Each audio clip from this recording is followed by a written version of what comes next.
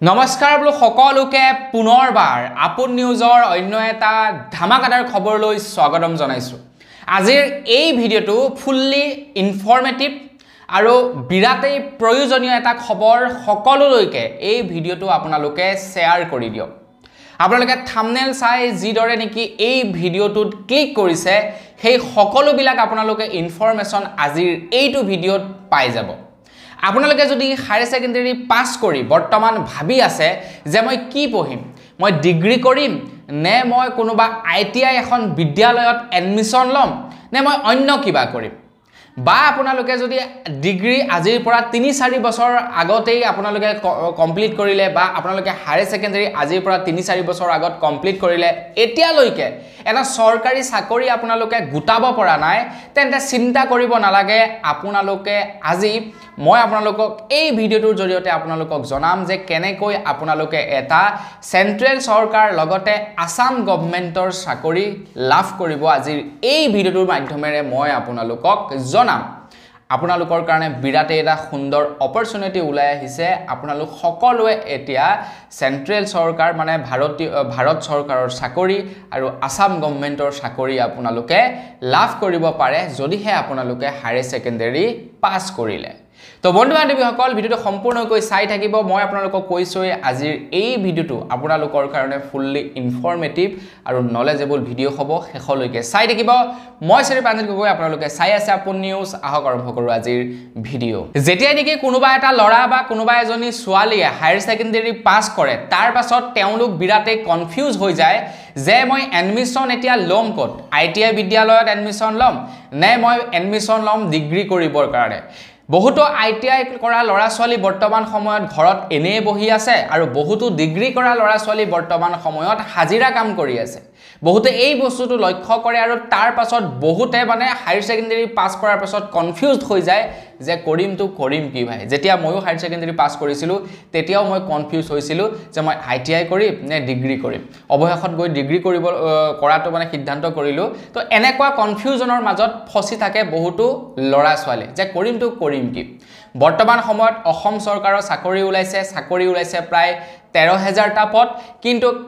Application বা candidate হৈছে প্ৰায় 18 লাখতকৈও অধিক। গতিকে কম্পিটিশন বহুত বেছি আছে। এনেকুৱা কম্পিটিশনত আপোনালোক বিৰাটেই মেধাৱী হ'ব লাগিব, তেতিয়াহে আপোনালোকে চাকৰি পাব পাৰিব। যদি আপোনালোকে যেনে তেনে পাছ কৰা, আপোনালোক যদি মেধাৱী নহয়, আপোনালোকে যদি কঠোৰ পৰিশ্ৰম নকৰে, তেন্তে অসম চৰকাৰৰ দৰমহা খাম বুলি আপোনালোকে আশা কৰাটো বাদ দিয়ক। তো বন্ধু বান্ধৱীসকল, কিন্তু মই আজি আপোনালোকক ক'ব বিচাৰিছোঁ যে আপোনালোকে 100% জব লাভ কৰিব,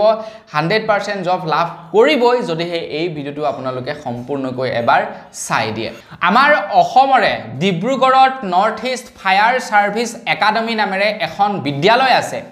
যিখন বিদ্যালয়ত আপোনালোকে এডমিশন ল'ব পাৰে যদিহে আপোনালোক হায়াৰ সেকেন্ডাৰী পাস। আৰু তাৰ কৰ্তৃপক্ষই কোৱা অনুসৰি আপোনালোকে যদি সেই ফায়াৰ সাৰ্ভিস একাডেমিখনৰ পৰা পাস আউট কৰিব পাৰে তেন্তে আপোনালোকক 100% জব গ্যাৰান্টি দিব বুলি কৈছে। মানে আপোনালোকক 100% চাকৰি প্ৰদান কৰিব সেই বিদ্যালয়খনৰ জৰিয়তে যদিহে আপোনালোকে তাত এডমিশন লয় বা তাৰ পৰা আপোনালোকে যদি পাস আউট হ'ব পাৰে। এতিয়া আমাৰ অসমত তেনেকুৱা ধৰণৰ বহুতো একাডেমি আছে। এতিয়া ফায়াৰ সাৰ্ভিসৰ কথা কোৱা নাই, কিন্তু আইটিআইৰ কথা যদি আপোনালোকক কওঁ বা আপোনালোকক যদি নাৰ্ছিঙৰ কথা কওঁ বা তেনেকুৱা ধৰণৰ বহুতো বৰ্তমান সময়ত আমাৰ অসমত একাডেমি আছে যিবিলাকত আপোনালোকে হায়াৰ সেকেন্ডাৰী পাস কৰাৰ পাছত এডমিশন ল'ব পাৰে। কিন্তু সেইবিলাকত এডমিশন ল'লে আপোনালোকক কোনো ধৰণৰ চৰকাৰী চাকৰি তেওঁলোকৰ ফালৰ পৰা প্ৰদান কৰিব নোৱাৰে। তেওঁলোকে কেৱল প্ৰাইভেট কোম্পানীসমূহত আপোনালোকক চাকৰিহে প্ৰদান কৰিব পাৰে বা প্ৰাইভেট কোম্পানীসমূহত সোমোৱাই দিব পাৰে। কিন্তু আমাৰ ডিব্ৰুগড়ত যিখন নেকি ফায়াৰ সাৰ্ভিস একাডেমি আছে সেইখনে কৈছে যে আমি সেন্ট্ৰেল চৰকাৰৰ চাকৰি আৰু তাৰ লগে লগে ৰিসেন্টলি আমাৰ অসম গভৰ্ণমেণ্টৰ লগতো তেওঁলোকৰ চুক্তিবদ্ধ হৈছে আৰু অসম চৰকাৰৰ চাকৰিও তেওঁলোকে প্ৰদান কৰিব বুলি কৈছে তাৰ পৰা যিসকলে পাস আউট কৰিব। এতিয়া আপোনালোকৰ মাইণ্ডত হয়তো এটা কুৱেশ্যন মাৰ্কৰ উদয় হৈছে যে আমি তাতে যেনিবা এডমিশন ল'লো, এডমিশন লোৱাৰ পাছত যেনিবা আমি তাৰ পৰা পাস আউট হৈ আহিলোঁ, তো আমি চাকৰি কি বিভাগত পাম? 3rd গ্ৰেডৰ চাকৰি পাম নে 4th গ্ৰেডৰ চাকৰি পাম নে কি বিভাগত আমি চাকৰি লাভ কৰিম তো মই আপোনালোকক জনাব বিচাৰো যে আমাৰ ভাৰতবৰ্ষৰ যিমান বিলাক নেকি সৰকাৰি বা ব্যক্তিগত যিমান বিলাক নেকি প্ৰতিষ্ঠান আছে বা আমাৰ সৰকাৰৰ যিমান বিলাক নেকি সেক্টৰ বা ডিপাৰ্টমেন্ট আছে সকলো বিলাকতে এটা ফায়াৰ সাৰ্ভিস ডিপাৰ্টমেন্ট বুলি থাকে আৰু সেইটো থকাটো বাধ্যতামূলক ফায়াৰ সাৰ্ভিস ডিপাৰ্টমেন্ট থকাটো বাধ্যতামূলক আমাৰ ভাৰতবৰ্ষৰ প্ৰত্যেকটো সেক্টৰতে হেয়া গভৰ্নমেন্টই হওক বা হেয়া প্ৰাইভেটেই হওক প্ৰত্যেকটো সেক্টৰতে আপোনাৰ ফায়াৰ সাৰ্ভিস ডিপাৰ্টমেন্ট এটা থাকে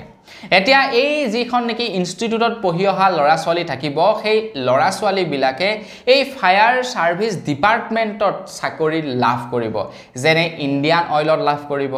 যেনে আমাৰ আসাম গভৰ্নমেন্টৰ এতিয়া ৰিসেন্টলি তেওঁলোকে চুক্তিবদ্ধ হোৱা অনুসৰি আসাম গভৰ্নমেন্টৰ যিবিলাক নেকি ফায়াৰ সাৰ্ভিস সেক্টৰ থাকিব তাত তেওঁলোকে চাকৰি লাভ কৰিব এতিয়া তেওঁলোকে পঢ়ুৱাই কি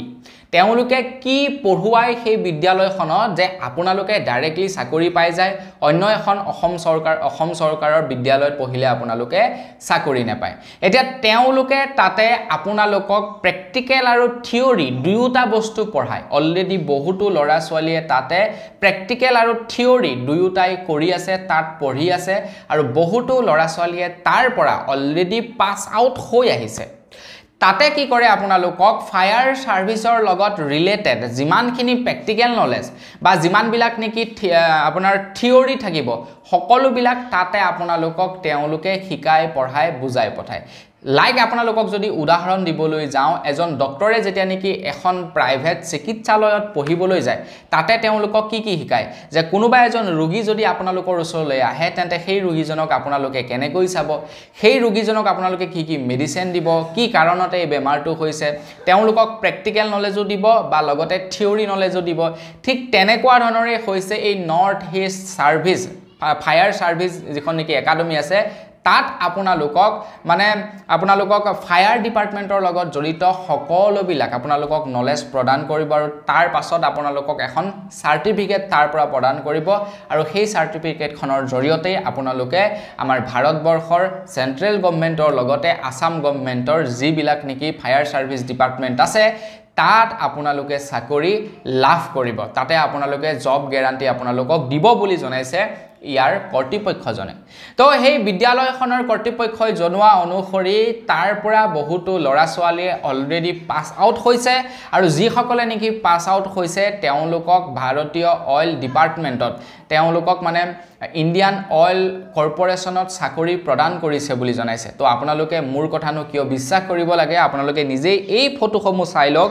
ফটোসমূহত যিবিলাক লৰা ছোৱালীক আপোনালোকে দেখা পাই আছে তো তেওঁলোকে ডাইৰেক্টলি ইণ্ডিয়ান অইল কৰ্পোৰেচনত চাকৰি লাভ কৰিছে ইয়াৰ পৰা পঢ়ি যোৱাৰ পাছত ইয়াৰ পৰা সাৰ্টিফিকেট পোৱাৰ পাছত তেওঁলোকে ইণ্ডিয়ান অইল কৰ্পোৰেচনত চাকৰি লাভ কৰিছে বুলি জনাইছে তো এই একাডেমিখনত প্ৰত্যেক বছৰে জুনৰ পৰা জুলাই মাহৰলৈকে ৰেজিষ্ট্ৰেচন হয় এক প্ৰকাৰে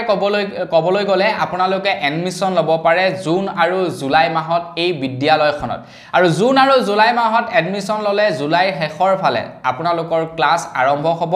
আপোনালোকে অনলাইন মাধ্যমত কিন্তু কোনো ধৰণৰ ক্লাছ আপোনালোকে কৰিব নোৱাৰে আপোনালোকে সেই বিদ্যালয়খনত গৈ ডাইৰেক্টলি আপোনালোকে পঢ়িব লাগিব আপোনালোকে এডমিশন কেনেকৈ ল'ব তো তাৰ কাৰণে আপোনালোকে স্ক্ৰিনত এই যে নাম্বাৰ কেইটা দেখা পাই আছে এই নাম্বাৰ কেইটাৰ যিকোনো এটাত আপোনালোকে কন্টাক্ট কৰিলে তেওঁলোকৰ পৰা সকলো বিলাক কথা জানিব পাৰিব তাত আপোনালোকে কেনেকৈ এডমিশন ল'ব কোড এড্ৰেছলি প্ৰপাৰ এড্ৰেছটো কোড হয় ডিব্ৰুগড়ৰ কোনখিনিত আছে সকলো বিলাক কথা আপোনালোকে জানিব পাৰিব এডমিশন লোৱাৰ আগত আপোনালোকে ইচ্ছা কৰিলে বিদ্যালয়খনলৈ যাব পাৰিব বিদ্যালয়খনৰ যিবিলাক নেকি এচিভমেন্ট সেইবিলাক আপোনালোকে চাই আহিব পাৰিব এডমিশন লোৱাৰ আগত তো তাৰ পাছত দৰকাৰ হলে আপোনালোকে তাতে